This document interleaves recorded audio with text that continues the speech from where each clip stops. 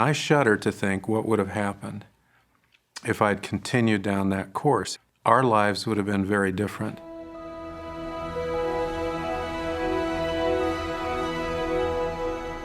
To hear the whispering of anyone, including the Spirit, the closer you are, the better.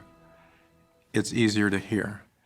And I find that as I draw closer to Him, I have an ever-increasing desire to be like Him. And the more I am trying to become like Him, I think it is easier for Him to communicate with me.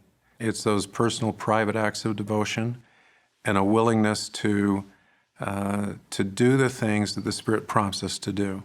I had always, as a young person, loved going to church, always.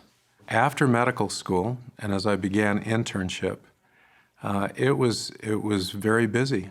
What I found then is I was leaning away from the things that had always brought me peace and brought me closer to the Spirit.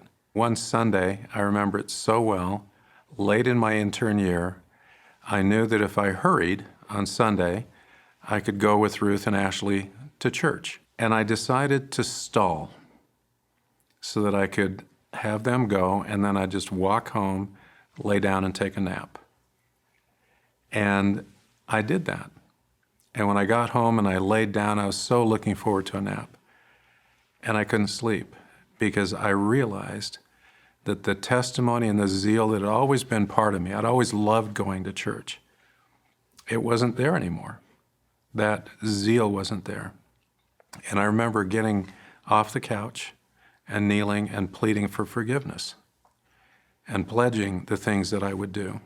And it's those personal, private acts of devotion, of always praying every day, of always reading in the Scriptures. The next day I took a paperback Book of Mormon to the hospital so I could read in the Scriptures every day, no matter what.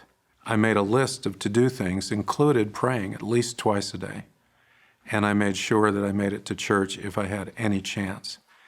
And then within just a couple of weeks, that zeal and that warmth of testimony was back.